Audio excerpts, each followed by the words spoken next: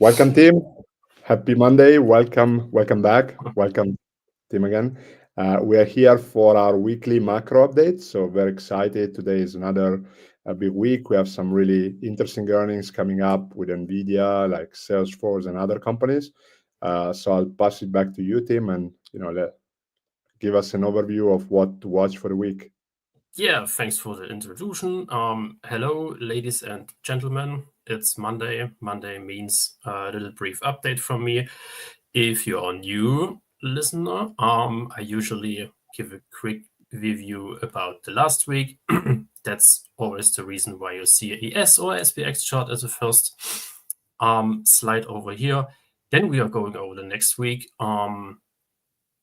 This time I also have a little bit of a trade review that was mentioned like 3 weeks ago, I guess, in the macro update from the Japanese yen. Today we also talk a little about the sinister move in crude oil futures from Friday, which have been traded 3% down. We will look over the SPX internals a little bit. And then, of course, the big question, Wednesday, after market close, NVIDIA earnings. And yeah, let's see what we can find in it, or maybe not, and if it's wise to trade this or not. Okay, let's go over the first slide a little bit. This is obviously a ES chart from last week. Monday was a holiday. I labeled this as holiday as well. The week was pretty quiet. I mentioned last week there are no major updates from the economy, no major data points that the Wall Street may react or not react. So you had a pretty boring Tuesday, Wednesday, which is floating around. ES SPX was mainly driven due to positions.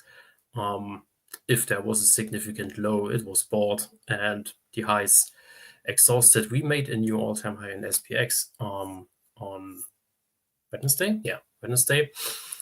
Briefly, just a few points, nothing big to mention.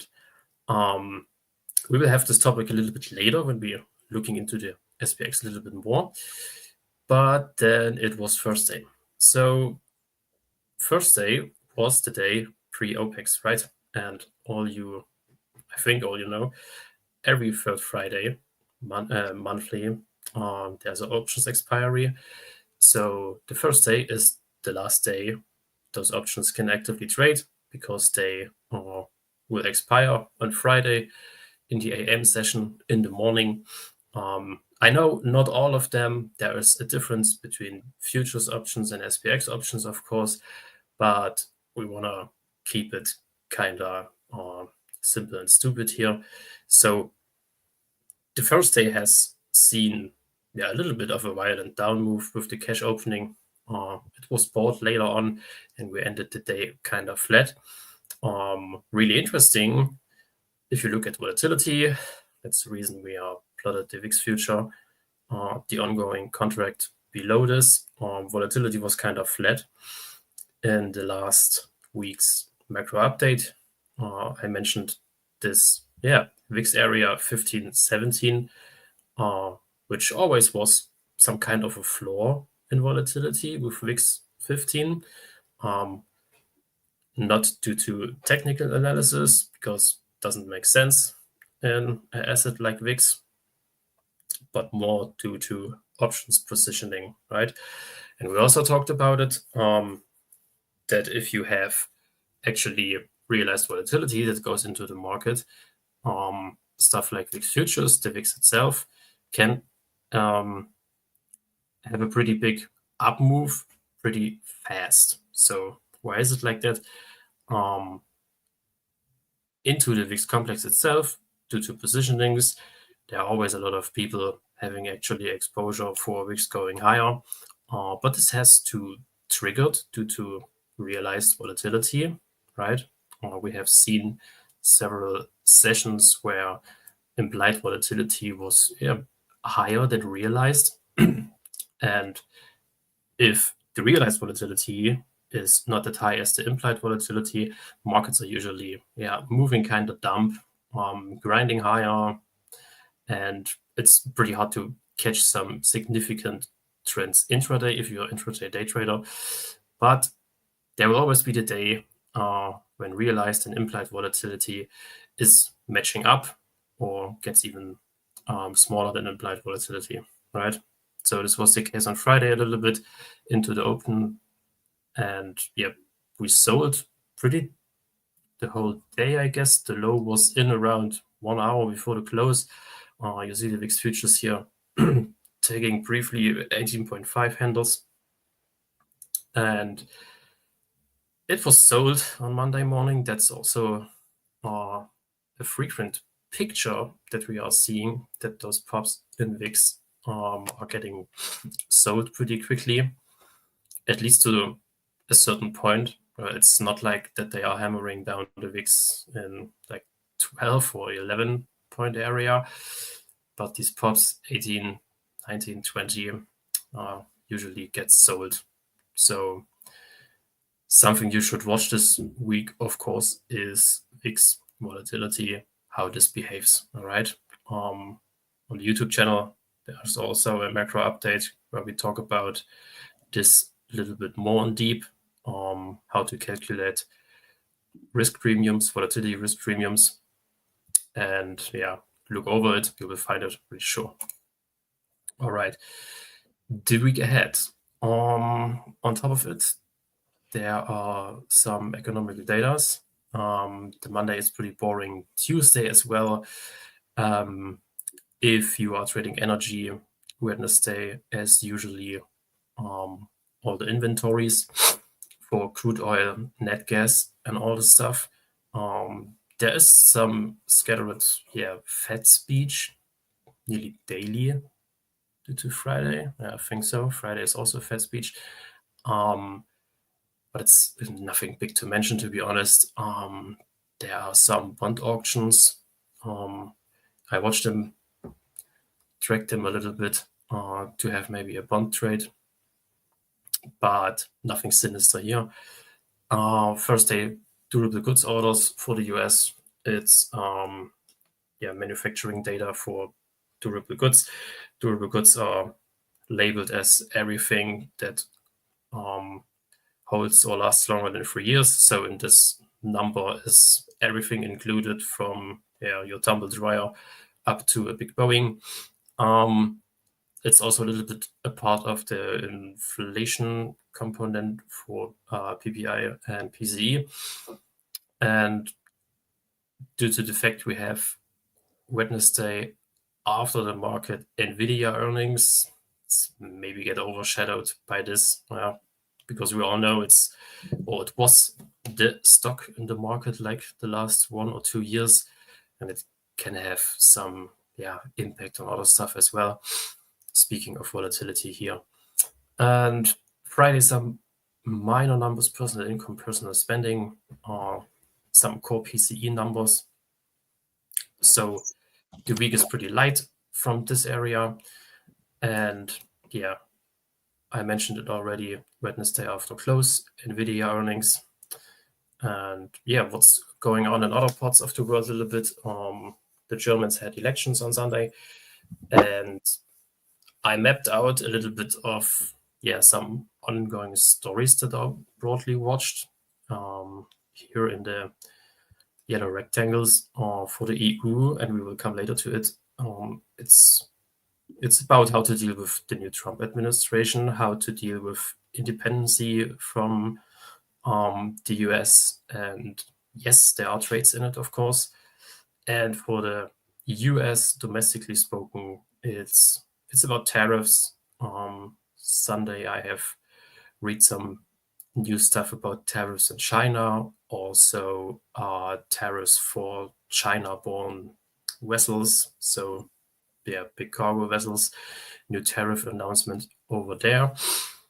And long story short, for the US, all the tariff stuff, and I think we have spoke about this topic, like 1 month ago when it was pretty new. No one really knows. That's kind of a problem. That's the reason why you see those inflation swaps ticking up a little bit, because common sense right now is that those tariffs implications may have a little bit of an impact for the ongoing inflation outlook for the US. So it's a little bit of a driver from the back seat. Let's call it like this. So I mentioned it in the intro, CL on Friday, crude oil. I know there was some kind of a story in the headlines of a new COVID strain in China. It feels a little bit ridiculous to talk about this, but just want to mention it. But we don't keep it into consideration for our analysis here, because it's a headline out of nowhere. And I know sometimes you have moves in markets that are born out to these news headlines, but some stuff is speaking against it due to how crude prices are actually working and how they are can be mapped out, if they are fair. So let's say cheap or not fair or expensive. So let's get into it a little bit. We opened, and I mapped this out pretty. I hope you can see it here. 72.50 was the open from Friday. I actually had crude longs a little bit shy below 72.50, and a few hours later I was stopped out. I just got a message on a mobile phone that my stop was triggered, and I was like, what? Why is crude so much down? You have to look in this a little bit. So took the loss over there. I was bullish usually, didn't work out, happens. And first stuff I have seen on the crude chart here, the second pane below, the teal number, is a so-called prompt spread, right? And a prompt spread in energy trading is always the actually contract that is deliverable compared with the next one, a spread out of this. And if you read this spread, you can make an assumption how demand and supply between these two contracts is, right? If it's going up, there's a high demand for the ongoing contract that you are trading, so you should watch out for longs. And vice versa, of course, it's going down. You have to look out for shorts in the front month. Front month brings us also to the fact that crude is now trading in backwardation. So that means the further out you go on the futures curve, the lower the prices are. This brings in volatility always. It's due to the fact that the front month is kind of vulnerable to changes into the market because usually the market is skewed more to the downside, so demand isn't that high whilst supply is kind of flat. But if something changes, like let's say classic example, there's a new war, you never know, right? Kuwait gets attacked by whatever, oil would make a huge squeeze to the upside, several percent. This is due to the fact that the whole curve is in backwardation and that the short-term outlook for demand and supply is really, really unstable. So this brings in volatility. Okay, we have seen this volatility on Friday in the front month, which was down 3% nearly. But our prompt spreads below here, I tried to map this out with this yellow line, was kind of flat. Okay, it does not mean that the CL future is going to the north bonkers today. It just means that the pricing does not really reflect demand and supply outlook. And on the other hand, but this is something you should watch on a daily time frame at least, it's the so-called crack spread. That's the industry standard. It's the little chart down here, the big yellow line. What is a crack spread? It's basically mapping out what you can get out of 1 barrel of CL futures. You all know if CL, so crude oil, comes out of the soil, it's not ready, right?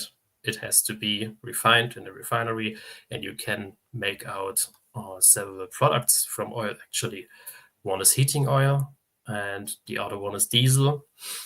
So a crack spread always compares RB, which is diesel, HO, which is heating oil, compared to a barrel of CL. If this goes up, it usually means the margin in productivity for these products is still pretty high. It also means that CL prices are usually skewed to the upside a little bit more. So a 3% down move on a Friday where nothing really big happens, if we kind of ignore or exclude the Chinese new COVID strain story, which does not really make sense, it's a little bit suspicious, and you can move this stuff because oil right now is trending in pretty big ranges, and you have those numbers like 70, which is also a psychological number because it's a round number, it's 70. So we can look a little bit into positioning, how it looks. On the MentorQ dashboard, I always use the same stuff for this. What we don't have, but we have it in the future, little hint, is the volatility for all this. That's the reason why you see on the left lower side the well-known CME CVOL indication, which maps out volatility for all the future contracts, options on future contracts that are going on. Yeah, but look over it in terms of GEX, what it's baked in the market, and from the left to the right on the upper side, I always started with the big overall outlook, where actually we stopped with the spot price, right? So it was 70. This always uses those orange little rectangles. Also, because the scale is sometimes a little bit slow, I also write the prices in white against it. And yeah, mapping out major strikes always brings us to 70 again. Is the GEX profile skewed up or down? What means this? If you look at the little chart on the left, just by roughly eyeballing, you can see there's a lot of gamma below spot, which is also pretty big. Why is it like that? It does not mean that there are much of long puts into the market, could also short puts, but it means gamma is growing below spot. So you have areas of interest, right?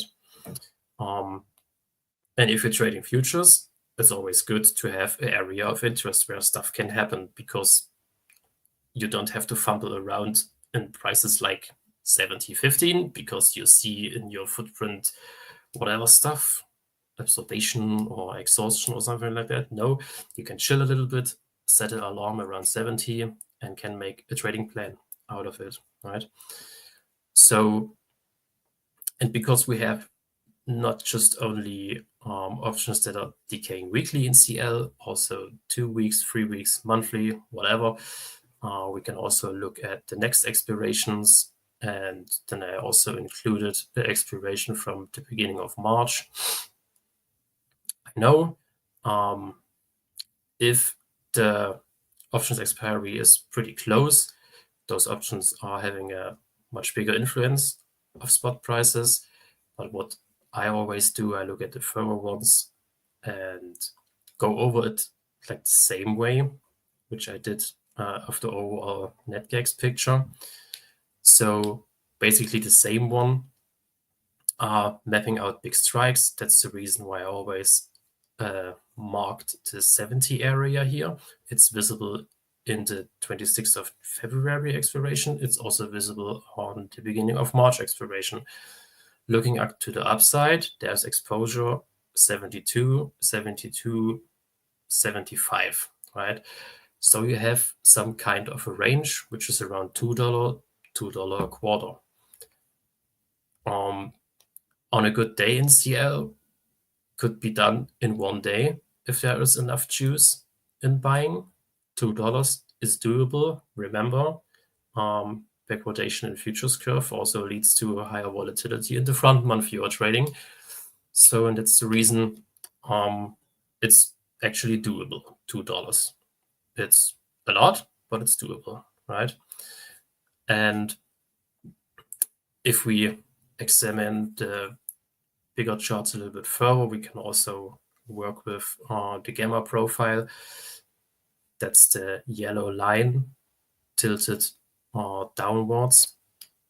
Yeah, which means if spot goes below this, you're trading in negative gamma, also increases volatility, and stuff can be pretty ugly.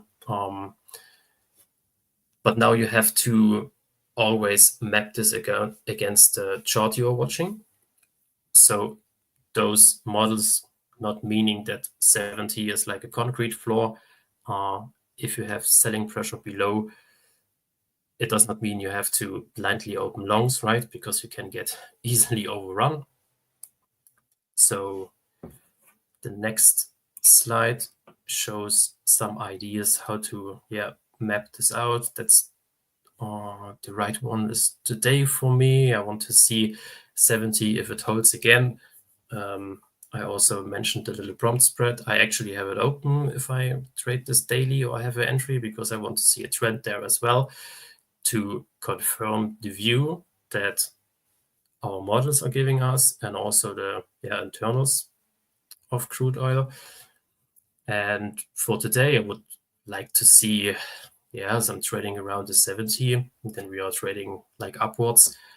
And if you are a day trader and you have to close or you want to close, right, because it's maybe too risky for you to hold overnight, or if your account is too small and you don't have the margin,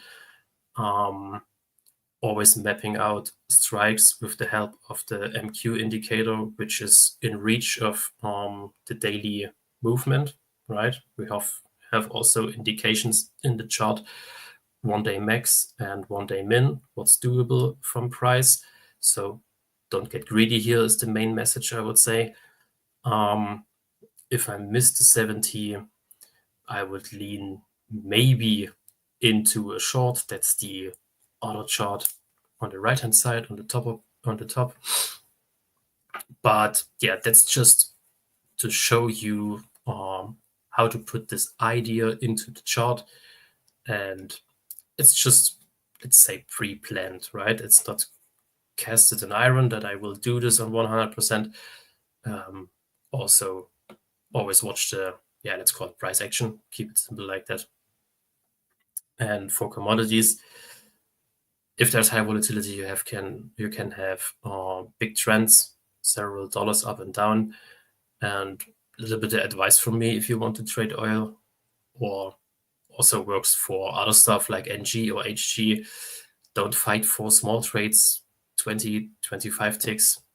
I know if you made it, it's money, all good. You made your fair share and you can walk out with a profit from the day. But usually in assets like this, it's way more smarter to trade those major levels. And look what happens over there. The crude oil, like those 25-cent steps, I call it like that, right? So from 70, 70, 25, 70, 50, 70, 75, and so on. So wait for those important zones and don't fumble around like 70, 61 or something like that. And that is oil, I guess. Little recap from I think 3 weeks ago. We have spoke about 6J. 6J had a multiple week high after the Bank of Japan decision. So the left chart over here shows the trade a little bit. The yellow line was the entry. It was a limit buy I placed over there. Back then, it was a mental Q level because those are the mental Q levels from Friday or from Thursday, I guess, that you are seeing over here. And the idea behind it was first the relative good performance of 6J. We talked about this, I remember, from month week and daily performance compared to other FX pairs. And I remember we also spoke about the tariff stuff, and all the other currencies had a much more bad or worse, it's how you want to call it, movement because of the tariff news. But 6J looked kind of immune. So I thought it's the strongest currency right now. Why not have a long over here, right? In FX, I also watch, of course, stuff like bond yields for the currency that you are trading and the currency that you are trading against it. Maybe you can see it on the left upper chart, the little lilac line. Those are yield differentials between Japan and the US. Long story short, if they are trading higher, usually your spot price should go higher as well. It's just a question when it will do. And also it's the question, you're seeing this in the chart already here. If you have a long open, will you survive the long, right? Because the currency can also trend down a little bit and then make a new high. So this trade was put on, should be the beginning of February or the end of January? Yeah, end of January, I guess. So roughly a month, 3.5 weeks, I guess. Risk reward over 3.3, 3 contracts. Reached the TP with the open from the night.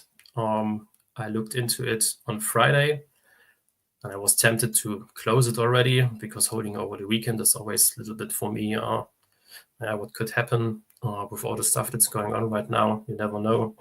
FX was pretty volatile the last weeks, but I decided let it run, and we peaked above GEX 2, which is the second biggest GEX level according to the data from Friday. And hit the TP. It also aligns kinda a little bit on a technical base. If you look at the right chart on the lower pane, that's the hourly chart. We have those highs over here from last year, and pretty solid trade.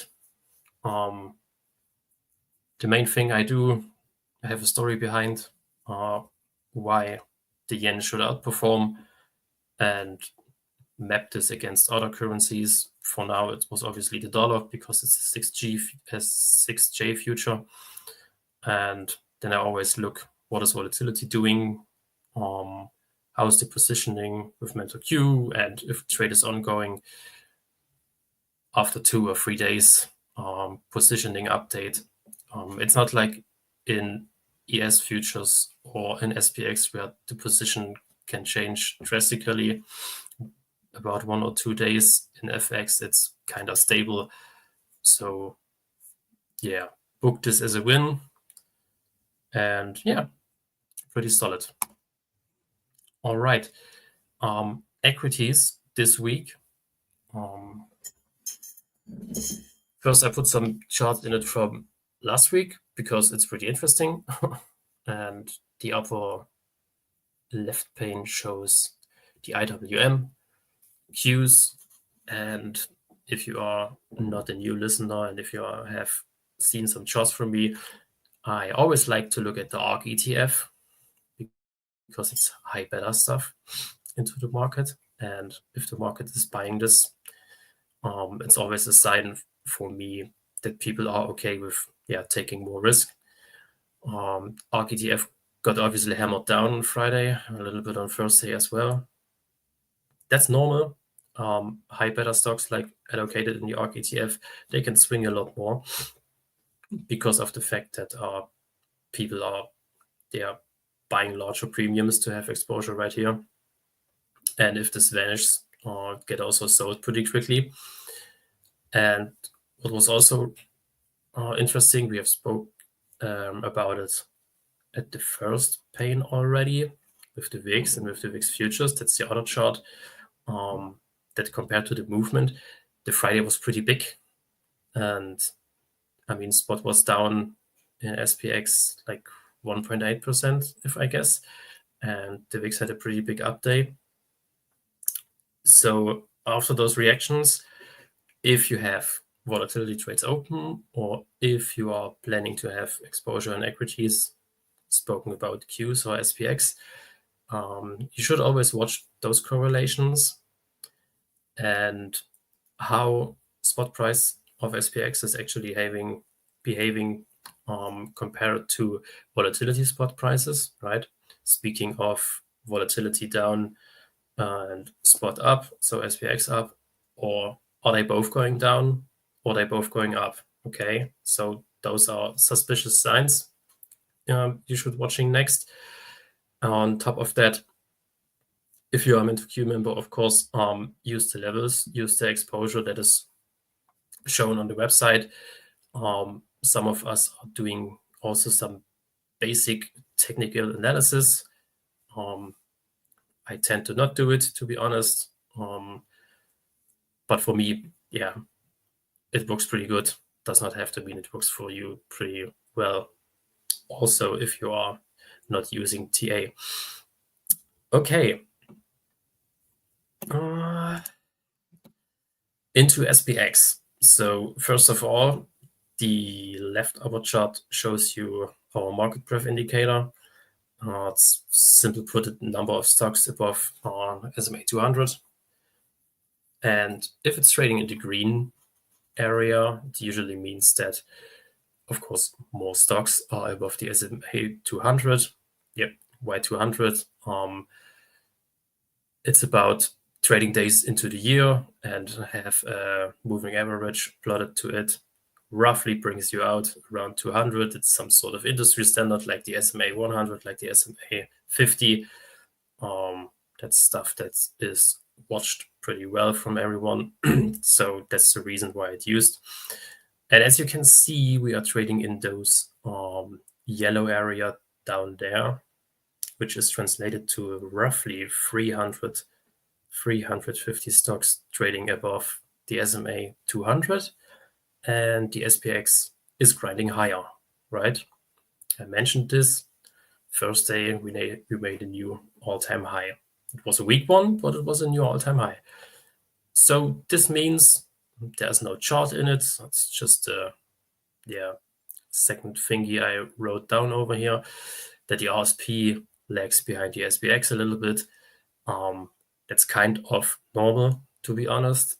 Equal weighted. SPX, there's always some sort of a little lag compared to the SPX.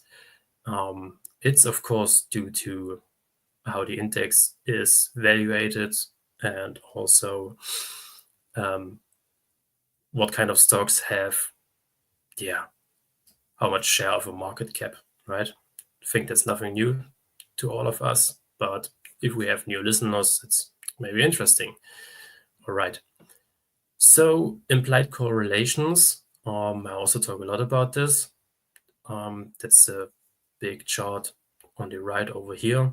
So implied correlations are showing you basically how the implied volatility from the SPX is trending or working against a specific, I think, 50 stock basket of the SPX. So it's mapped against. The main takeaway here is, are people buying or selling volatility more in the index itself or more in the stock space, right? Because you can run several tactical strategies, selling or buying vol in the SPX or in, let's say, the biggest stocks or a basket of 50 stocks. And usually, if this is trending up, also dispersion is going up. Dispersion is a measurement how the stock return on a daily basis gets dispersed, right? Do you have a lot of stocks that are moving equally down 2%, or do you have stocks going down 2% or up 0.5%, down 1%, right? It's like shooting a gun if we have shooters here, and always if you are shooting at the same target, and anytime you're pulling the trigger, not all bullets are going to the same hole, right? There is dispersion. So it's a little bit of a help how you can remember this. What we have seen on Friday, that the implied correlations are going up on a 1 month and on a 3 month basis. And the dispersion uptick was, let's say it's dull, right? It was not as high as on the left side of the chart where the red arrows are. And it wasn't as flat as at the 12th of February, where those little red arrows are here in the middle, right? So this means we have also a little bit of an uptick in dispersion, but nothing really sinister, pretty normal movements.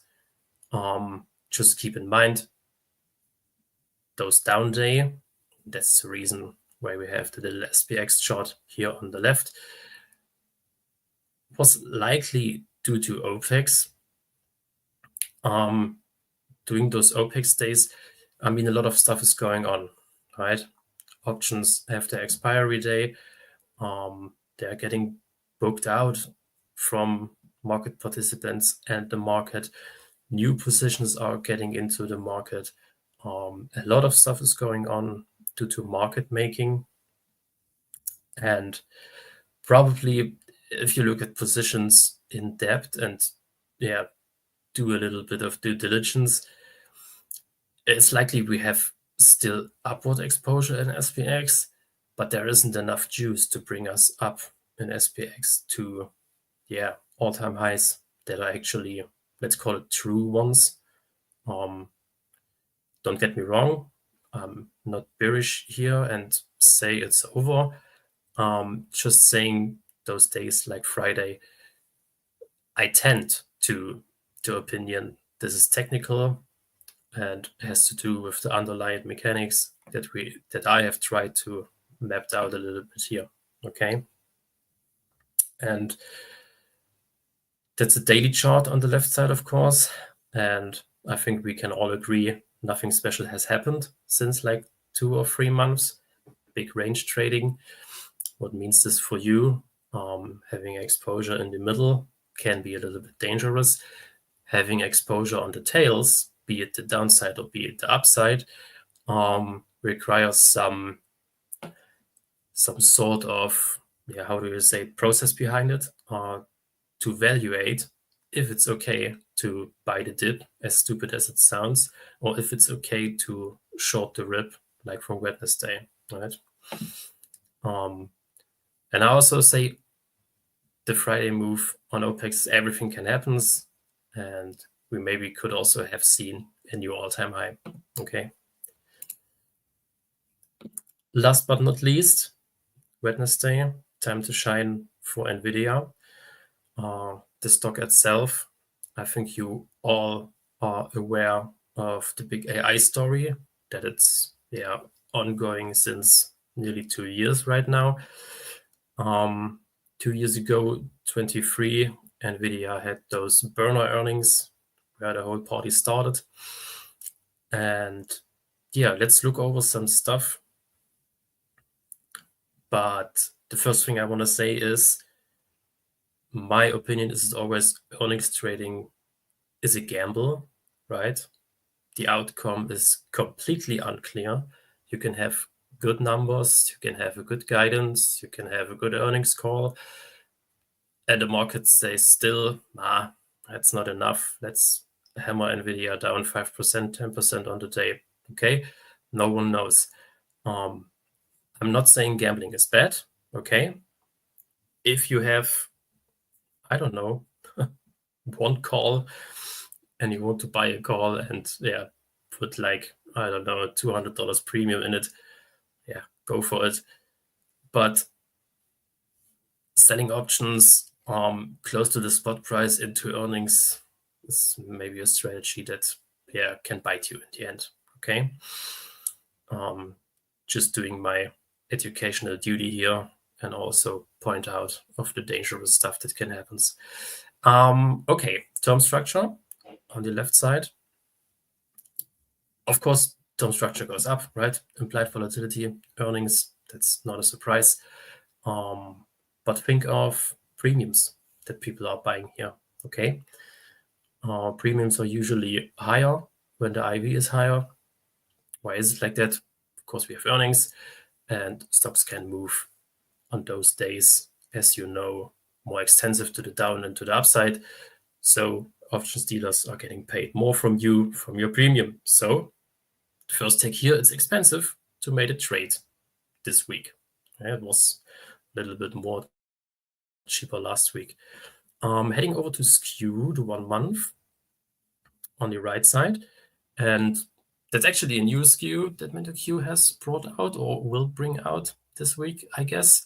It's a little bit more easy to interpret for the people because it shows you put buys and call buys, what's actually going on in skew. And main takeaway here is, or for me, the main takeaway is to compare the skew also with the movement of the spot price. And the spot price is obviously above the skew. And we had a way more higher skew in the beginning of February. No, it's 27.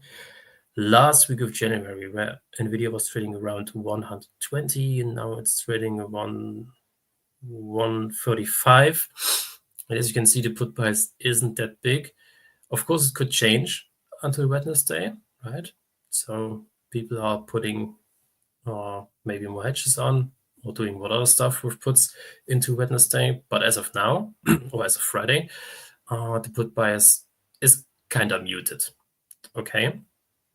But spot price is already higher.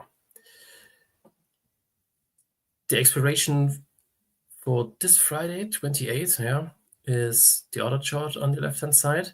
As you can see, there's fairly a big share, around 150. And I think you all know if the market is pleased with the outcome from Nvidia earnings due to the day. Assume we are trading around 130 until Wednesday. A $10 move is possible for Nvidia. I guess we can agree with that. It's also possible of the downside, of course, but we can see the 150 here has a pretty exposure. So it was kind of the same with MSTR like a few weeks ago. They had a huge squeeze after market. So this was also mainly due to options positioning as well. And main takeaway here is with the NetGex expiration, mapping out important strikes that have already big exposure, but also keep in consideration the cost of your trade here, and keep also in consideration how the put and call bias is going, okay? Then for the next day, which is Thursday, if the cash session opens, Nvidia has, due to its weight in the industry, due to the AI story, has also an impact of other stuff. We are talking about text in general, XLK ETF, the Max 7 ETF, the semiconductor ETF SMH. Okay, the weighting of Nvidia alone is fairly big in those. Also, you have other names doing the same stuff, like Nvidia, or are in the delivery chain of Nvidia, right? So the single stock, if we are speaking about Nvidia here, can have a big impact on those sectors as well. And you all know, if there is a pretty big trend or elevated volatility in the techs or in the Max 7s, it can also spill over in the SPX, of course, or much worse, in the QQQ, right? Qs are a little bit more vulnerable due to the just 100 text holdings compared to the 500 holdings in SPX. So Nvidia has to be on the watch for the week, of course.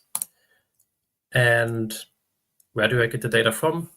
Yeah, not from here, because that's the new dashboard that Fabio will show you, I think Friday or Monday. I think he will say one or few words after our little presentation. And yeah, that's basically the stuff I use, where the data came from. You can see the skews over here, all the options data, our 5-day swing model for NVIDIA. And yeah, that's where the data is from, and that's how the dashboard will look in a few days, I guess. And yeah, we're done so far. A little bit of market talk, oil volatility. Yeah, that's it. Yeah, thank you, Tim. So yeah, the new dashboard, as you mentioned, is coming out very soon. We were planning on a release on the 27th, but we might have to move it to the Monday. But we keep you posted, guys. But by next week, you'll all get access to the new tool, and also we have some new exciting stuff, new models, strategies. So we'll do like the full presentation later this week or early next week. But yeah, that will be available very, very soon. We are very excited. Mm-hmm.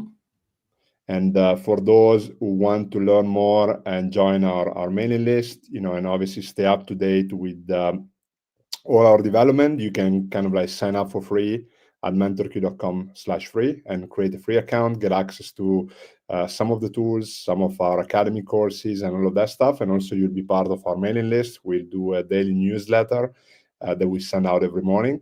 And also, you get informed about all the new stuff. So, yeah, if you want to create an account and if you have any questions, don't hesitate to send us an email, info@mentorq.com. And next week, there's going to be a lot of live session that we're going to host with Tim and the other traders. So don't miss those, because we're going to go into the weeds and show you some actionable stuff on how to use the data to create spreads, to zero DT options for macro futures and all of that stuff. So a lot of good things.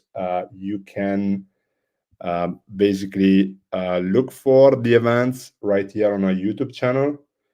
So all of these will be available and will be streamed next week. So stay tuned, follow us, and obviously you'll get access to all these events. So very excited. And we're going to see each other next week again, Tim. Yes, on Wednesday, I guess. Yeah. All right, cool. Awesome. Thank you, guys. Have a good day. Thank you, Tim. All right, bye-bye.